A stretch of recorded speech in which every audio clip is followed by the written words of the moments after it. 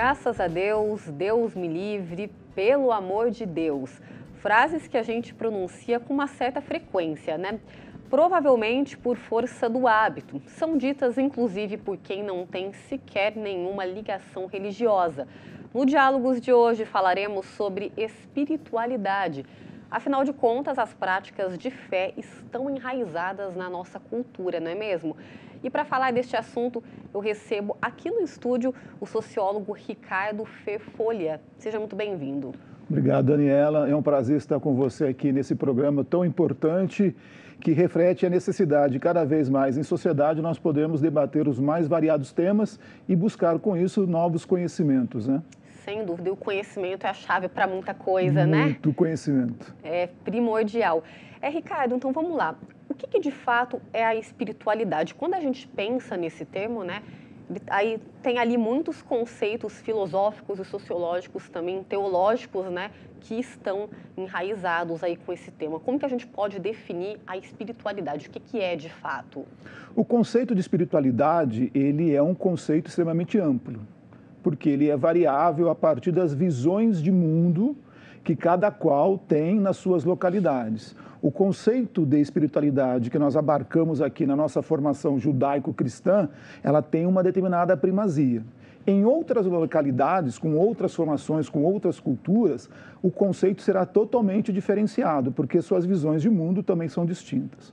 Aqui, de uma forma bem importante, eu poderia conceitualizar o conceito de espiritualidade como um processo ao qual, ao longo da história recente, e aí eu poderia tipificar essa história recente a partir do iluminismo, né, datado lá do final do século XVIII para o século XIX, onde há uma verdadeira transformação da visão de mundo que as pessoas tinham, em que a influência religiosa passava a ser questionada e as relações individuais começaram a ser mais valorizadas, e isso fez com que as pessoas viessem a buscar cada vez mais também uma visão diferente daquilo que era o entendimento de fé.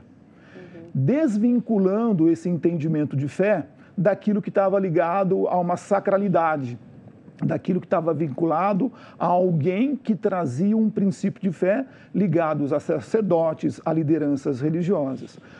Esta visão no mundo contemporâneo, ela vai ganhando cada vez mais voz à medida em que os meios de comunicação se ampliam, na medida em que as pessoas têm mais espaço de diálogo, de outras formações, e aí entra um elemento importante dentro da cultura brasileira, né?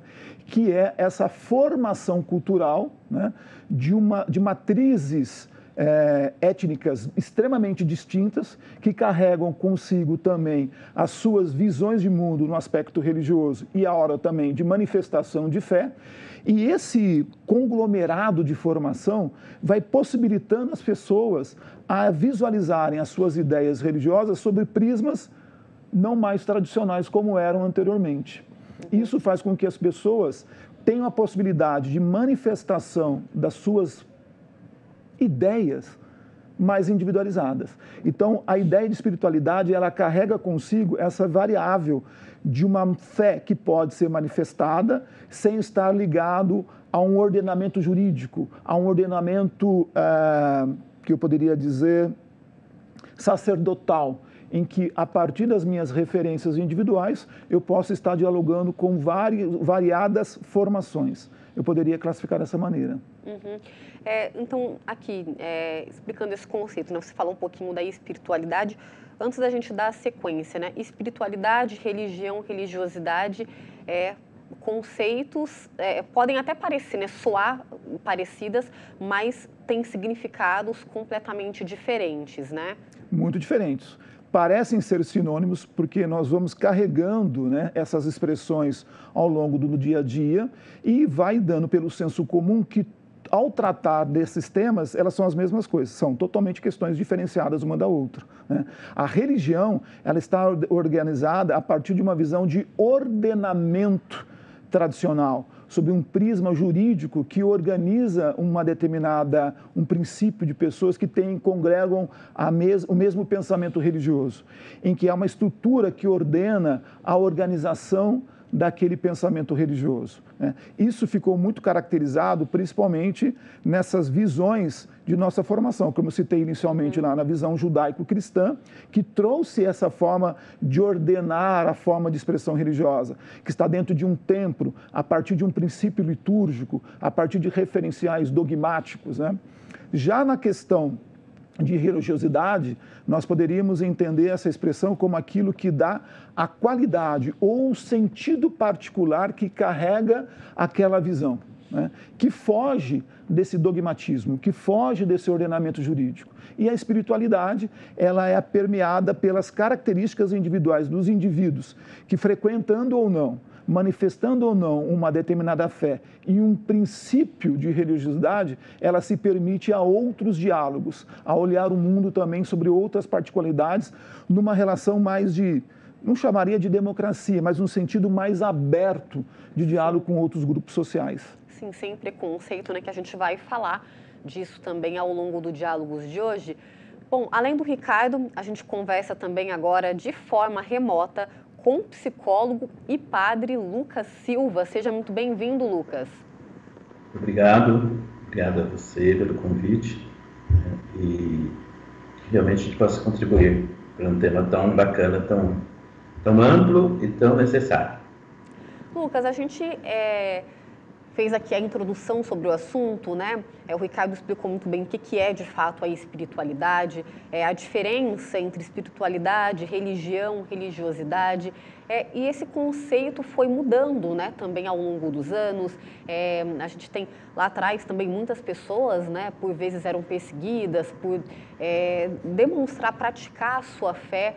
Hoje, felizmente, a gente está numa realidade diferente. Queria que você falasse um pouquinho sobre isso, né, que foi mudando também um pouquinho, né, dessa prática, desses conceitos ao longo dos anos. A história da igreja, ela retrata essa caminhada da experiência de Deus feita por um povo específico, no caso, né, os cristãos, que tem toda uma herança de origem, uma forte influência judaica, mas que teve o seu específico. Ao longo da história da igreja, infelizmente, às vezes, houveram dificuldades de influências sociopolíticas, etc., e de modo que essa organização da igreja sofreu muito com isso. A experiência de Deus, que caracteriza a caminhada de cada fiel, de cada pessoa, ela não fica numa dependência direta da estrutura religiosa. Então, por exemplo, a Igreja Católica. O membro tem uma pertença. Essa pertença é necessária por N razões. Ela pode ser vista de forma positiva ou negativa. Vai ser positiva quando a pertença não diminui o indivíduo, ao contrário, o ajuda a crescer enquanto ser humano, e enquanto pessoa que pratica uma fé. E vai ser negativa se, de repente, o modo como ele vive, essa pertença, é um modo restritivo, que promove até distúrbios mentais, etc. Então, a experiência de contato com Deus, que caracteriza a espiritualidade, ela pode ser, sim, muito rica, não é? E diversos estudos mostram isso, não é? Que o ser humano, ele tem muito a ganhar em atender essa dimensão espiritual, e que até essa dimensão sendo bem atendida e bem vivida afeta positivamente as outras dimensões. Então, na medida que ele consegue fazer essa experiência, ele então vai se sentir muito bem vivendo a sua espiritualidade. Nós partimos do princípio que o ser humano, ele é um ser que, na verdade, é um espírito habitando no corpo. Então, essa ideia inicial, Essa visão inicial, ela permeia toda a nossa reflexão. Porque se existe um Deus com quem nós podemos comunicar, então isso tem toda uma consequência na vida, né? Então, falar da espiritualidade é falar de como as pessoas podem se relacionar com o divino. E como isso pode ser enriquecedor, desde que se evite tudo aquilo que possa caracterizar como negativo. Lucas, quando a gente fala da espiritualidade, né, que é um conceito bem amplo também, ela está diretamente ligada ao bem-estar, né? Queria que você falasse um pouquinho sobre isso, a visão como psicólogo também, né? O quão um acaba interferindo no outro. Então, a meu ver, o que eu tenho observado também na minha prática é assim,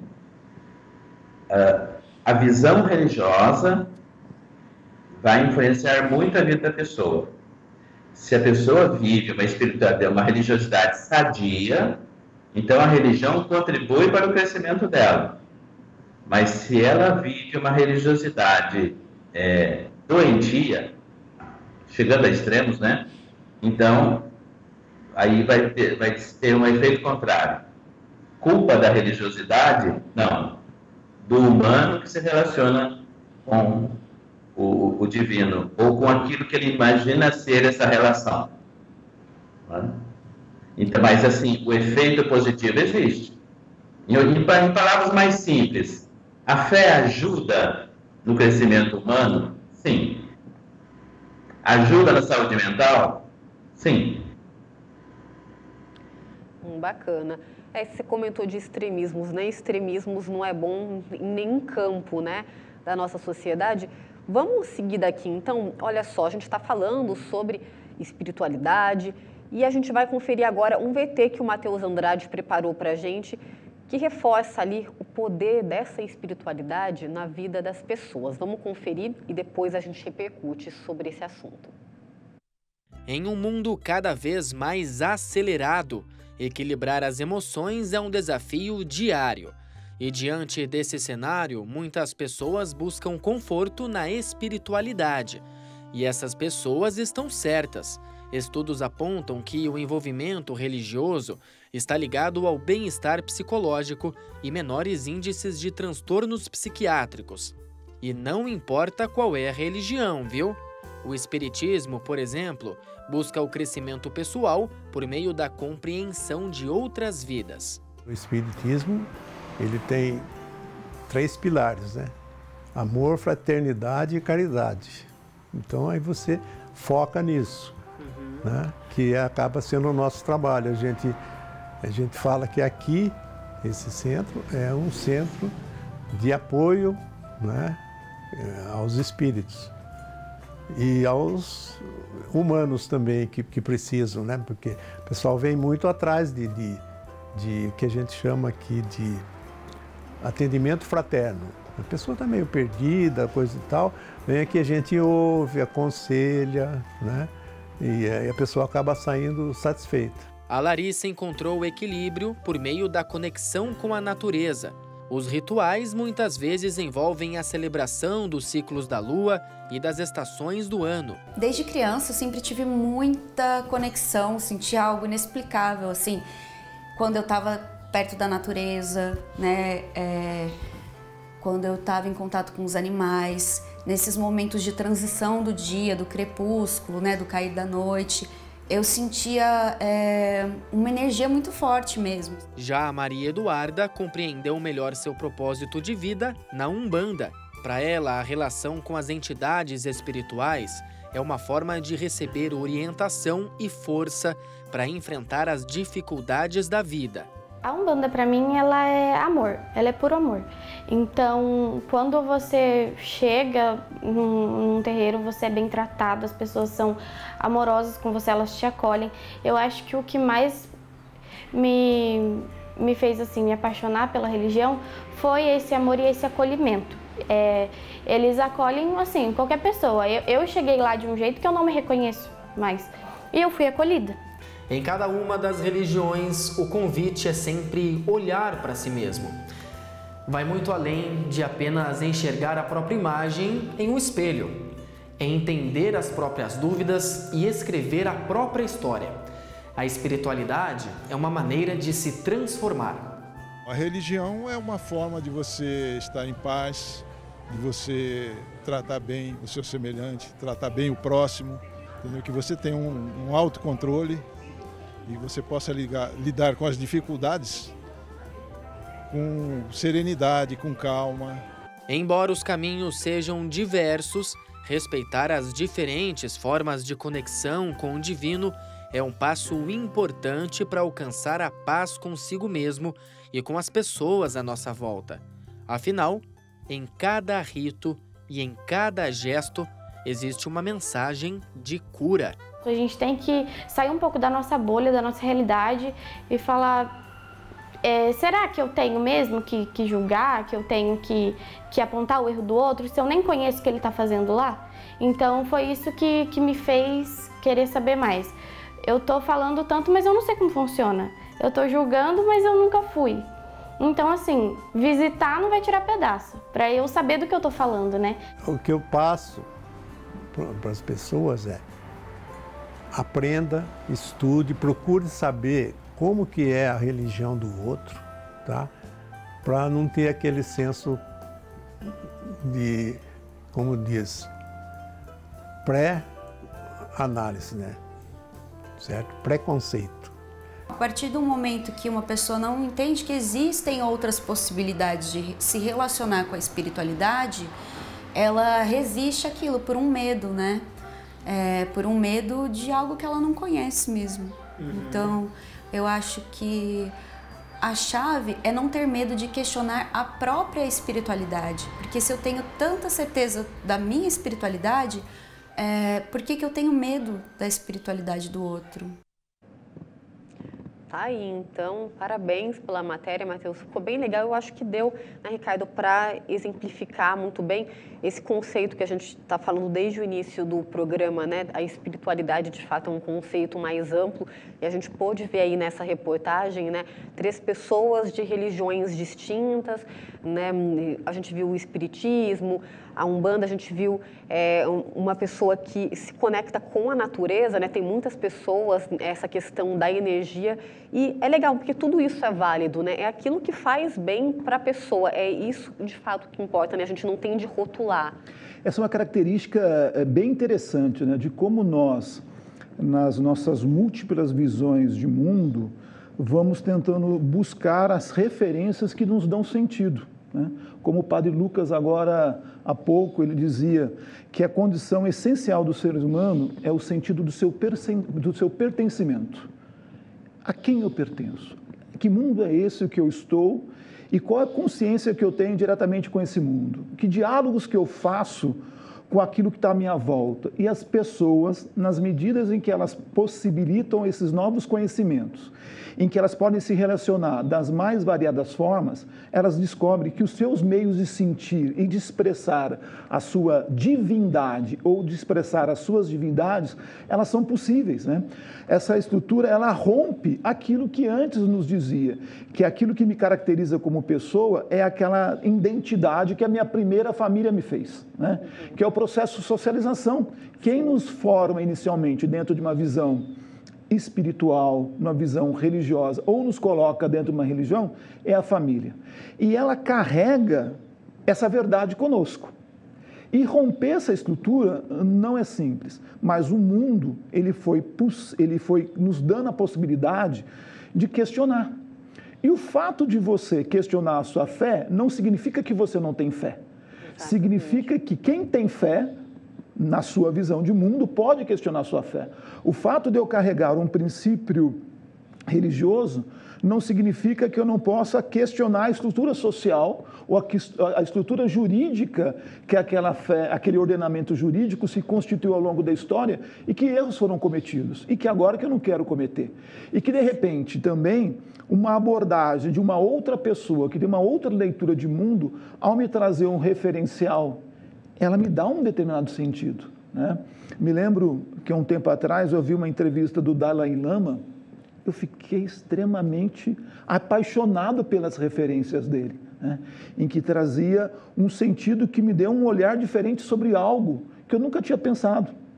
E teve uma oportunidade também, que eu me lembro de uma entrevista do Dom Paulo Evaristo Arnes, uma das figuras mais importantes na sociedade brasileira dos anos 80 e dos anos 90 do Brasil, que quando perguntaram para Dom Paulo Evaristo Arnes o que era pecado, ele respondeu de uma forma tão maravilhosa, em que ele dizia o seguinte: pecado é o limite da consciência humana.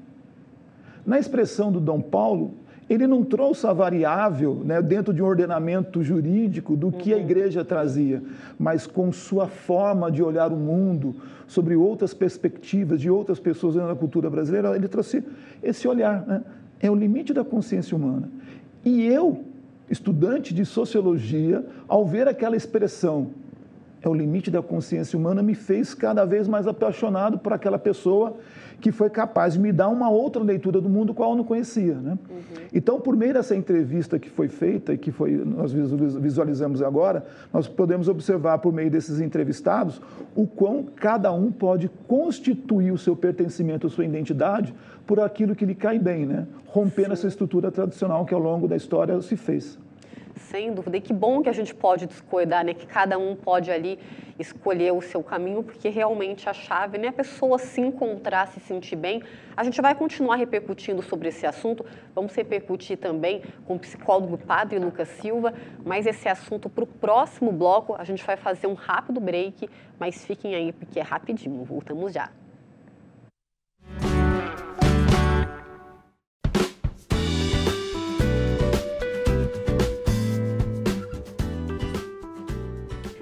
De volta com Diálogos, hoje estamos falando sobre espiritualidade. Aqui no estúdio eu estou recebendo e conversando com o sociólogo Ricardo Ferfolha e de forma remota a gente está conversando com o psicólogo e padre Lucas Silva. Quero voltar para o Lucas agora. Lucas, a gente viu no fim do primeiro bloco uma reportagem onde a gente viu três personagens ali que manifestam a sua espiritualidade de formas distintas, né? Cada um se encontrou ali de uma forma. E a gente fala um pouquinho também sobre extremismos, o quão é importante, né, as pessoas terem informação, procurarem, né, saber, para evitar esse preconceito, né? A gente tem problemas seríssimos, não só no Brasil, mas no mundo todo, de intolerância religiosa, né? Tem até um dado aqui que de 2022 para 2023 aumentaram em mais de 65% as denúncias. Então também é um papel de todos nós, né, da gente ir na contramão, coibir essas práticas e, mais uma vez, reforço, a informação ela é um caminho primordial, né, para não ter esse preconceito. Além da informação, também a formação da consciência. Um sujeito extremamente dogmático, ele tende a olhar o mundo de uma forma muito rígida e a interpretar a denominação religiosa a que ele pertence de um determinado modo. Ou seja, se ele não tem a mente aberta para poder ver que existem valores em outros lugares, ele então pode se tornar um reacionário, não é? E aí ele vai fazer mais mal do que bem. Realmente, o nosso mundo ele vive uma situação muito interessante hoje. O próprio VT mostrou bem isso. Hoje as pessoas estão despertando mais para uma espiritualidade. A espiritualidade ela está, digamos, na ordem do dia. Então, formações, etc., nós vemos isso muito. Práticas diversas, não é? Então, essa pluralidade só vem mostrar uma coisa. A visão das pessoas ela é distinta, não é? A maneira de olhar o mundo é distinta, e a maneira de olhar para Deus também é distinta. Uma coisa que foi falada, é muito importante aí, também na reflexão do Ricardo, foi de se dar o valor devido a todas as práticas. Ele citou o Dalai Lama, não é? É um exemplo, mas assim, hoje nós precisamos urgentemente ter uma iniciativa que ao invés de nos colocarmos em lugares opostos, nós somarmos. O que juntos nós podemos fazer para melhorar este mundo? Ao invés de ficarmos brigando entre nós, porque cada um tem o seu modo de se relacionar com Deus, não é? Nós podemos discutir validade ou não, mas essa discussão é muito complicada, porque quando você está dentro de uma denominação, é claro que você vai ver que esse é o seu modo de chegar à divindade, não é? Mas, para além disso, nós podemos trabalhar juntos, nós podemos atuar juntos para essa transformação do mundo e da realidade, não é? Então, e na Igreja Católica são diversas iniciativas nesse sentido. Então, nós temos órgãos que cuidam de promover isso, uma união entre as denominações religiosas, iniciativas em comum. O Papa João Paulo II fazia em Assis, porque São Francisco de Assis é esse santo diferente, que tem essa visão mais aberta, né? Então, fazia em Assis aquele encontro com as várias religiões. Então, na nossa igreja existe o diálogo com as denominações que são cristãs e também com aquelas que são de outra crença, então, muçulmanos, Umbanda, o Espiritismo. O problema é quando vai na base. Falta formação para a base, para ter essa abertura mental, sabe? Que não é ter medo de que o encontro com o outro vai me fazer mal. Não, se eu estou convicto da minha espiritualidade e o que ela significa para mim, por que eu aderi, então não sinto problema nenhum em conversar com o diferente. Então, o diferente, ao invés de ser um inimigo, ele me acrescenta, porque, de repente, a visão de mundo dele vai me mostrar valores que eu não estava percebendo. E, no fundo, vamos descobrir que falamos de Deus de modos diferentes, não é? E o mais importante, se o mundo é o jardim de Deus e nós somos os jardineiros, como não trabalhar juntos para a construção de um mundo melhor? Sim, pegando esse gancho, Ricardo, o Lucas falou muito sobre essa formação, né? O importante também ter consciência, além da informação. A gente evoluiu muito, né, enquanto sociedade, mas infelizmente essa questão ainda pega, né? Repito, tanto na sociedade oriental, ocidental, a gente tem hoje o advento das redes sociais, a tecnologia, as pessoas, ou seja, têm mais acesso à informação, mas nessa questão a gente ainda está muito aquém, né? Está muito atrás.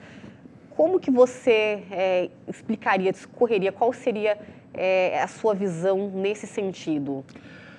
Uma das questões que são complicadoras nesse sentido de entendimento do outro, daquilo que é a fé que o outro tem, do olhar religioso que o outro tem, da forma de expressão da espiritualidade que esse outro tem, ele está sobre uma ideia daquilo que nós carregamos sobre verdade, né? A constituição da nossa forma de ver o mundo como uma verdade única e para todos, né? Singular. O padre Lucas, ele cita uma condição importante, que é essa condição dos indivíduos terem conhecimento, que independente da fé que ele tem, da forma como ele enxerga a sua visão religiosa e ela se manifesta espiritualmente, que as pessoas busquem cada vez mais conhecimento. É com o conhecimento que as pessoas podem ampliar a sua visão de mundo. E essa verdade tão dogmática, ela passa a poder ser mais dialogada com outros grupos sociais, né? Uma coisa que eu chamaria a atenção para esse processo, que é muito forte no Brasil, no mundo essa intolerância sempre existiu, né? No Brasil, com uma característica de um sincretismo religioso muito forte, ela também é expressa na intolerância. Haja vista há uns anos atrás, eu não lembro o ano propriamente dito, mas foi algo muito forte, em que uma menina, junto com a sua avó, saiu do encontro religioso dela, vestida com a roupa de candomblé. Para que, vovó, tirar minha roupa? Eu vou aqui passar aqui frente, já está pertinho. E ao passar diante de um templo religioso, ela foi apedrejada. Isso não faz muito tempo, né? Não tem 10 anos. E quantos outros exemplos nós temos de espaços religiosos, de templos que são invadidos e as pessoas são maltratadas, são agredidas dentro das suas expressões religiosas. Esse processo também, ele tem um agravante. Qual é?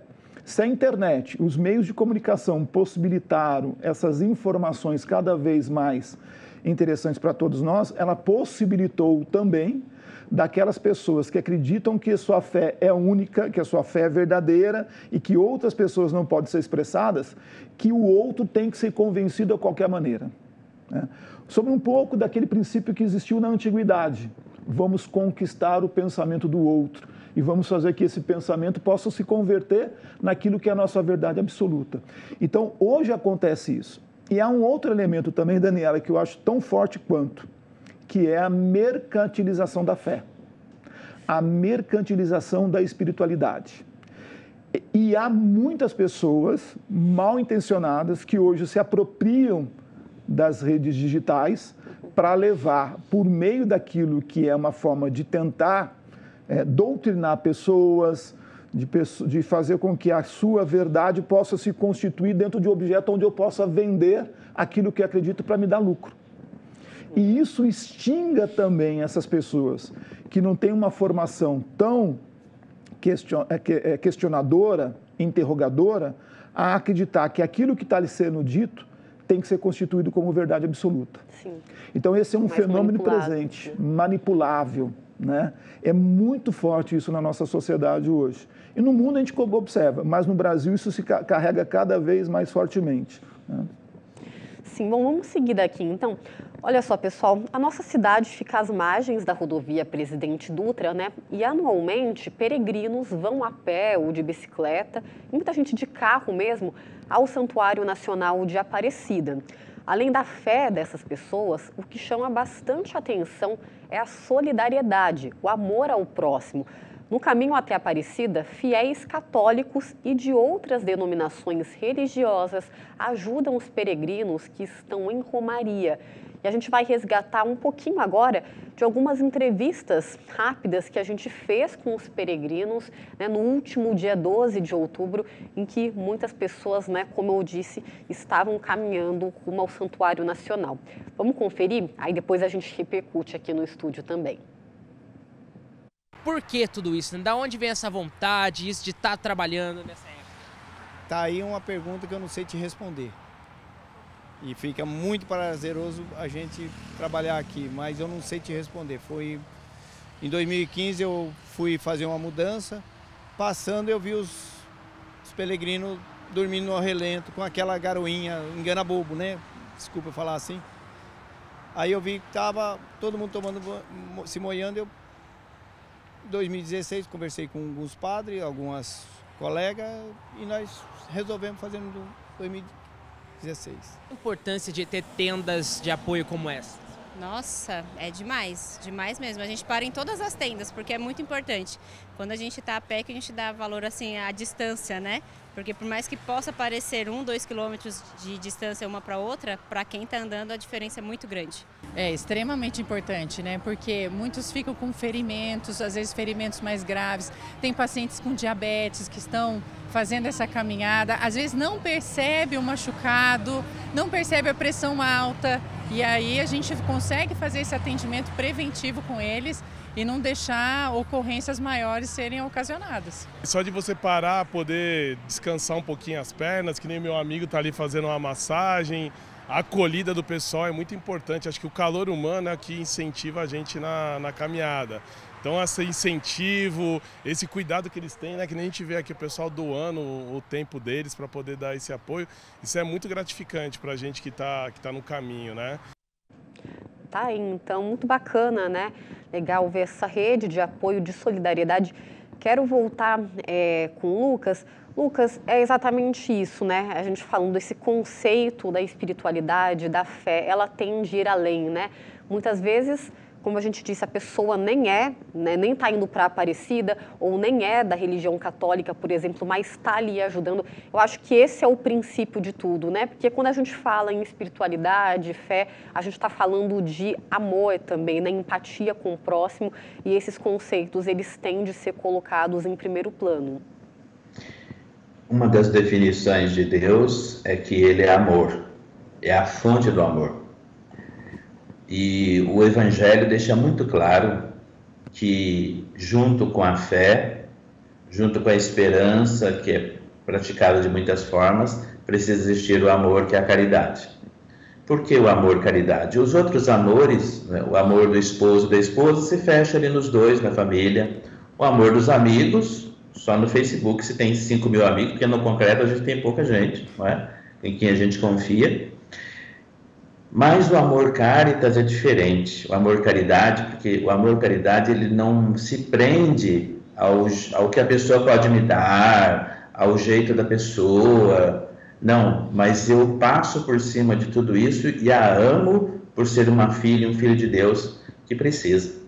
Então o amor, ele rompe barreiras, o amor eleva, o amor transforma. Uma religião, né, uma espiritualidade que não tem o amor, ela está desfigurada, é outra coisa. Né? Sem o amor, tudo cai. Lucas, aproveitando, quero saber até as visões distintas de você e do Ricardo. É possível ser feliz sem nenhum tipo de espiritualidade? Qual que é a sua visão sobre esse assunto? Então, eu sou suspeito para falar porque qual é a minha crença, até porque eu deixei uma carreira, né, para ser padre. Por quê? Porque no profundo eu acredito que a religião a qual eu pertenço, a religião católica, não é? Ela é um meio muito válido de salvação. E eu, claro, como sacerdote, me vejo como alguém que procura ser instrumento de Deus para as pessoas, principalmente para os católicos, mas também, essa é a minha visão, se eu sou instrumento de Deus, eu tenho que ser para todo mundo. Não é? Então, a minha visão a respeito do mundo e das outras religiões é uma visão de acolhida, no sentido de que somos irmãos que pensam diferente, vivem diferente e celebram diferente. Não é? Hoje, o Ricardo colocou uma coisa interessante falando do proselitismo. Não é? Hoje, por exemplo, a Igreja Católica no passado errou, como outras erraram, não é? Mas hoje, qual que é o meio mais eficaz de você converter ou convencer? O testemunho de vida. Não é? Tem um santo que atuou na Birmânia. Ele passou muitos anos só na aldeia, não falou nada, só na aldeia, ajudando as pessoas, tinha conhecimento de medicina, ajudava lá. Até que alguém chegou e falou assim, mas por que você, de outro país, está aqui conosco, nos ajudando? Aí foi o momento dele falar daquilo que o caracterizava. Né? Então, eu penso que o amor é a base para isso. Né? Então, sim, eu como sacerdote, vou dizer do porquê e da importância da minha espiritualidade como fonte de busca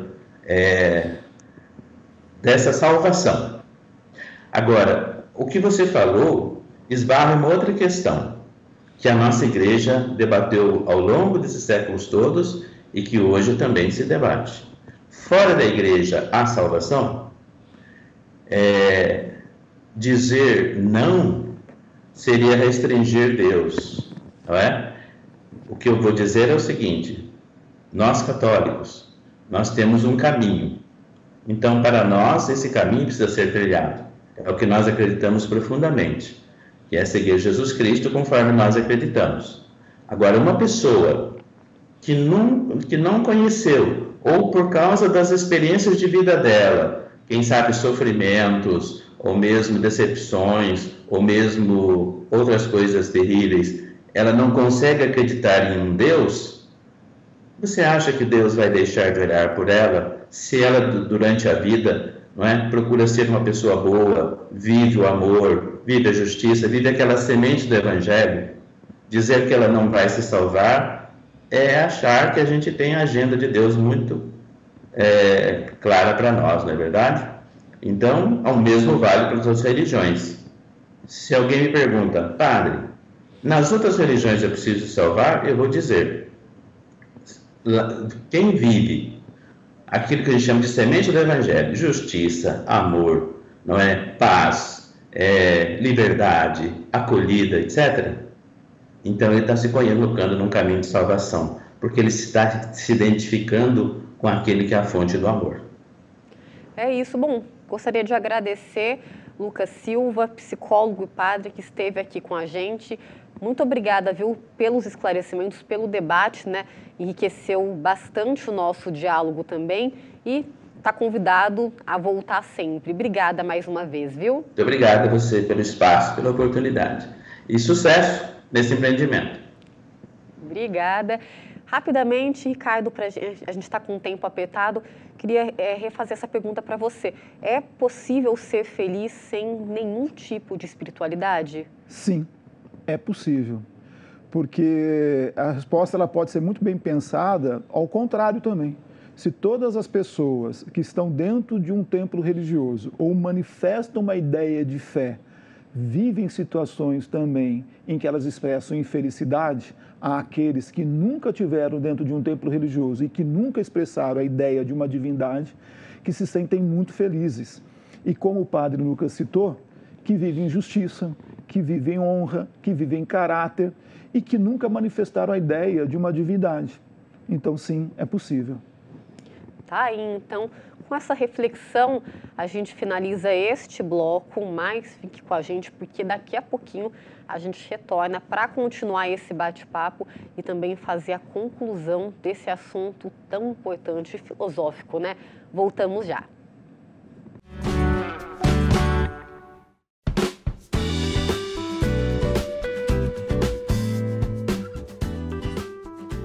Estamos de volta com Diálogos, hoje falando sobre espiritualidade. Aqui comigo no estúdio está o Ricardo Ferfolha, que é sociólogo.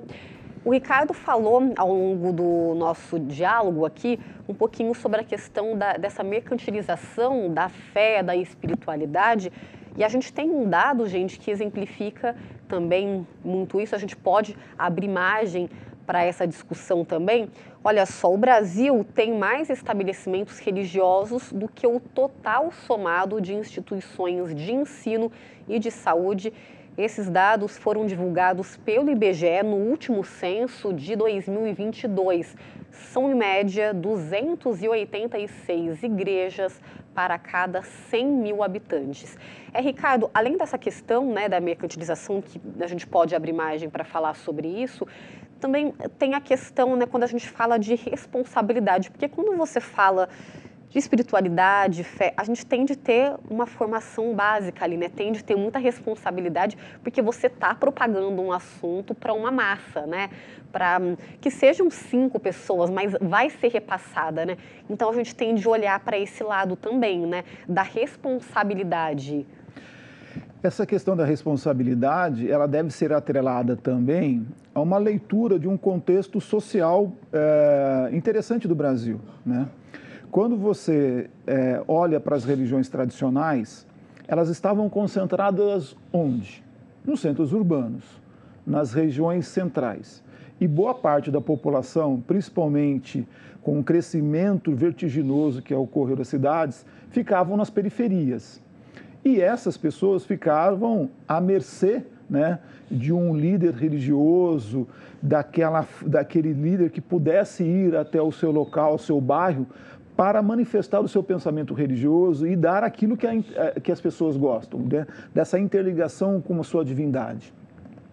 E isso foi dando margem para que outros grupos religiosos viessem a surgir, e aí houve, né, esse incremento social, cultural no Brasil do crescimento vertiginoso de diversas denominações religiosas, que fica bem visual quando você pega um ônibus ou tal dentro de um carro, ao passar por determinadas avenidas e ruas, você vai encontrando naquele antigo bar agora uma igrejinha, né, um templo, no antigo cinema, que agora também é um templo religioso, e isso cresceu de uma forma vertiginosa no Brasil.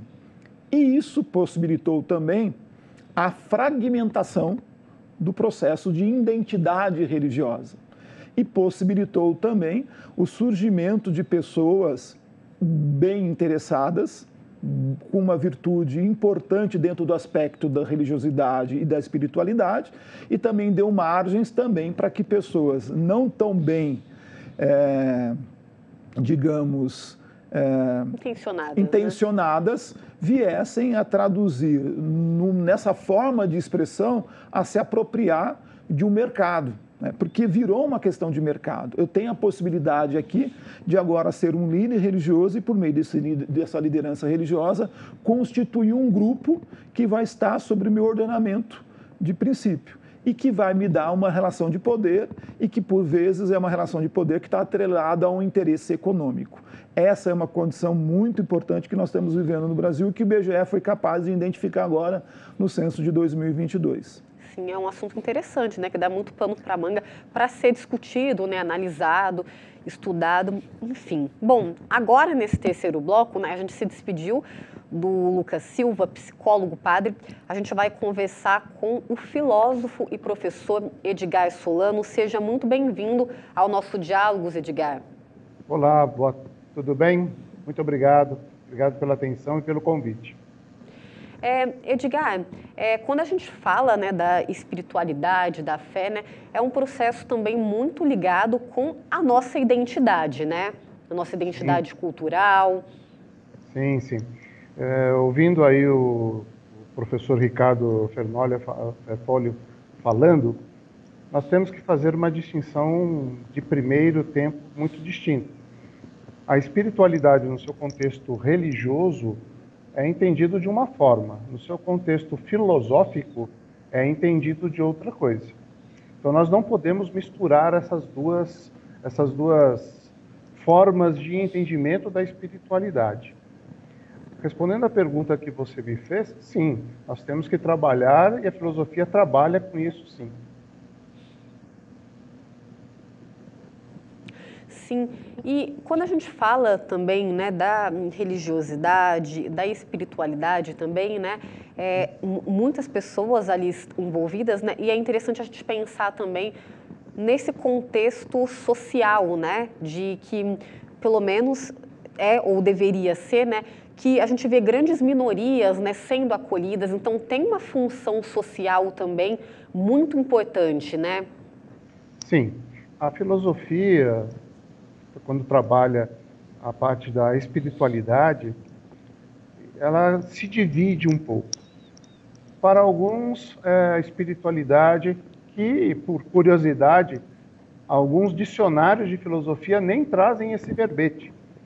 O dicionário do Nicola Baiano, que é talvez o mais utilizado em língua portuguesa, não tem o verbete espiritualidade. Ele tem espírito e tem espiritualismo, mas a espiritualidade em si ele não tem. Passando por isso, então a espiritualidade se divide em vários caminhos. Um dos caminhos que ele traça dentro da filosofia é o do autoconhecimento. Uma jornada, estilo de Platão, mito da caverna, em que ele faz essa jornada para o seu autoconhecimento, para que ele possa atingir, junto com o grande sol, né, ele possa atingir uma autorrevelação. Um outro caminho que se faz, como bem estava dizendo aí o professor Ricardo, nós temos hoje uma espiritualidade filosófica mais voltada para o caminho individual.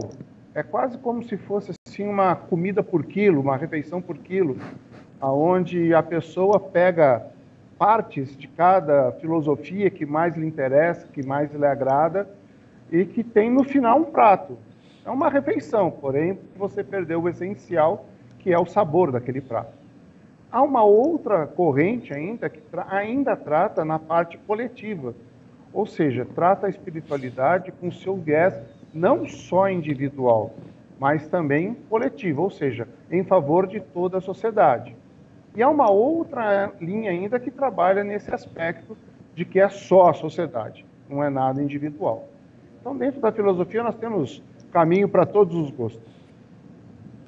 Sim, e olha só, a gente tem um dado aqui de uma pesquisa do Datafolha que aponta, né, numa escala nacional, que 49% dos entrevistados dessa pesquisa se dizem católicos, 26% evangélicos e, né, 14% sem alguma religião, né, e tem os outros, né, que se declararam de uma outra religião além dessas duas.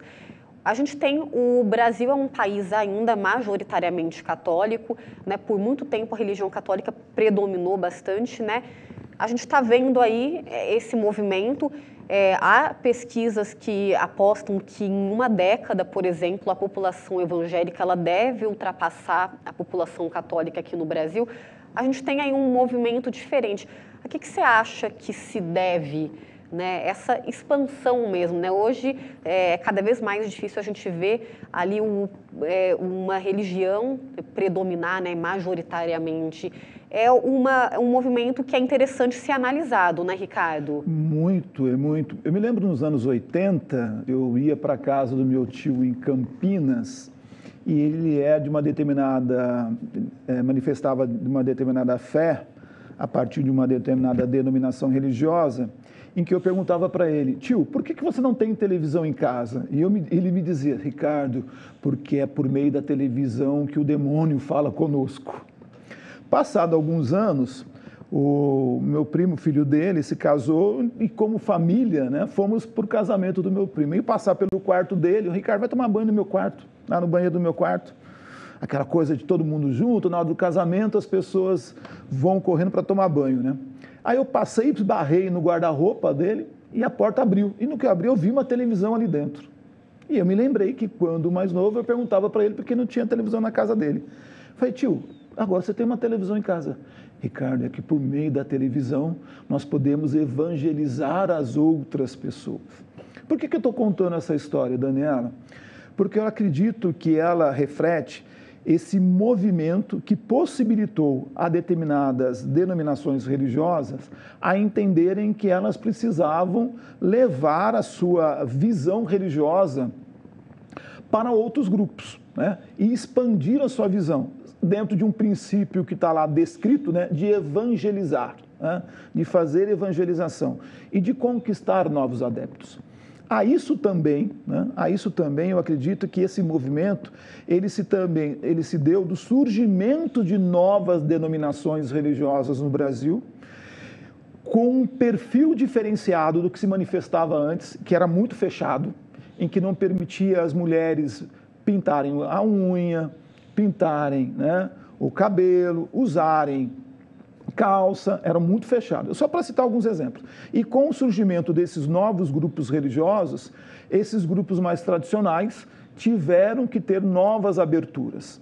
E isso deu espaço para uma geração, né, que estava se constituindo ali até acesso a uma nova visão de mundo a partir daquele momento que conversamos lá no início do nosso do programa hoje, né? E que isso foi possibilitando a esses mais jovens a ter uma outra visão, uma outra forma de entender aquilo que estava sendo retratado dentro do conceito de pensamento religioso, né? E como isso poderia ser manifestado.